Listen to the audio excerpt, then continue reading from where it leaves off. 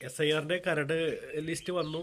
നമ്മൾ മിക്കവാറും ആളുകളത് പരിശോധിച്ചിട്ടുണ്ടാവും. Enumeration form കൊടുത്ത ആളുകൾ മിക്കവാറും അത് പരിശോധിച്ചിട്ടുണ്ടാവും. ഇനി ആരെങ്കിലും ചെറുതായിട്ട് ഉള്ള ചെറിയ ശതമാനത്തിലുള്ള ആളുകളെ പരിശോധിക്കാൻ ബാക്കിയുണ്ടാവുള്ളൂ.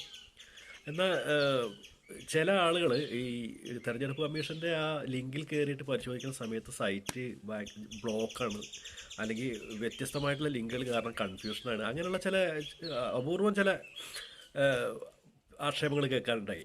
അപ്പോൾ നമുക്ക് ഈ ലിങ്കൊന്നും ഇല്ലാതെ നമ്മുടെ ഫോണിൽ നിന്ന് ഡയറക്റ്റായിട്ട് ഒരു SMS അയച്ചു കഴിഞ്ഞാൽ നമുക്ക് നമ്മുടെ തിരഞ്ഞെടുപ്പ് വോട്ടർ ലിസ്റ്റിലെ ഇപ്പോൾ സ്റ്റാറ്റസ് നമുക്ക് മെസ്സേജായിട്ട് അറിയാൻ കഴിയും. നമ്മുടെ പേര്, ബൂത്ത് നമ്പർ, ഡീറ്റെയിൽ എല്ലാം മെസ്സേജായിട്ട് വരും. അപ്പോൾ അത് ഇന്നുള്ളതല്ല, അത് നേരത്തെ മുതലുള്ളതാണ്. ഇപ്പോഴും നമുക്കത് ഉപയോഗിക്കാം. ഈ മെസ്സേജ് ഉണ്ടെങ്കിൽ പിന്നെ നമ്മൾ മുഴുവൻ ആളുകളുടെയും വോട്ടർ ലിസ്റ്റ് നമ്മൾ ഡൗൺലോഡ് ചെയ്യേണ്ടത് മറ്റു കോംപ്ലിക്കേഷനിലേക്ക് പോകുന്ന ആവശ്യമില്ല. SIR-ന്റെ കരട് ലിസ്റ്റിലുണ്ടെങ്കിൽ ഇപ്പോൾ നമ്മളെ കരട് ലിസ്റ്റിലുള്ള മുഴുവൻ ആളുകളുടെയും വിവരങ്ങൾ ഈ ഒരു മെസ്സേജിലൂടെ നമുക്ക് അറിയാൻ കഴിയും. അപ്പോൾ അതെങ്ങനെയാണെന്ന് ഞാനൊന്ന് പറഞ്ഞുതരാം. മെസ്സേജിൽ നമ്മൾ 1950 എന്ന തെരഞ്ഞെടുപ്പ് കമ്മീഷൻ നമ്പറിലേക്കാണ് മെസ്സേജ് അയക്കേണ്ടത്.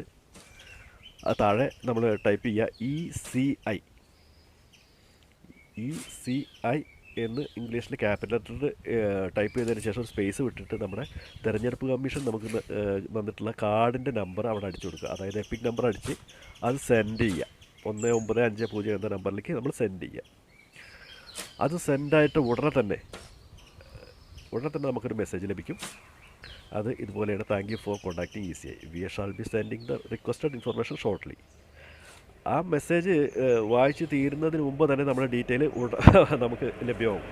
ഇതാ പേര് വന്നു, സീരിയൽ നമ്പർ വന്നു, പാർട്ട് നമ്പർ വന്നു, എല്ലാം റെഡിയാണ്. റെഡി. ഇത് വേണമെങ്കിൽ ഒന്ന് സൂക്ഷിച്ച് വെച്ചോളൂ. ഈ നമ്പറൊക്കെ ഒന്ന് കെയർ ചെയ്യുന്നത് നല്ലതാണ്. കാരണം ഇന്നേക്കല്ല, നാളേക്കും. ഇനിയിപ്പോൾ തെരഞ്ഞെടുപ്പ് കരട് ലിസ്റ്റ് മാത്രമേ വന്നിട്ടുള്ളൂ. ഇനി പെർമനൻ്റ് ആയിട്ടുള്ള ലിസ്റ്റ് വരും, ആ സമയത്ത് ഉപയോഗിക്കാം. അതല്ലെങ്കിൽ പിന്നീട് ഏതെങ്കിലും തെരഞ്ഞെടുപ്പ് വരുന്ന സമയത്ത് നമുക്ക് ഈ രാഷ്ട്രീയ പാർട്ടികൾ ഈ സ്ലിപ്പ് കൊണ്ടുവരുന്നത് നഷ്ടപ്പെടുകയും മറ്റോ ചെയ്യുകയാണെങ്കിൽ നമുക്ക് ഈ ഫോർമാറ്റ് ഉപയോഗിച്ചിട്ട് അത് അപ്പം തന്നെ മെസ്സേജിലൂടെ ലഭിക്കും. അപ്പോൾ ഇത് ആർക്കെങ്കിലും ഉപകാരപ്പെടും എന്ന് വിചാരിക്കുന്നുണ്ടെങ്കിൽ ഒന്ന് ഷെയർ ചെയ്തോളൂ.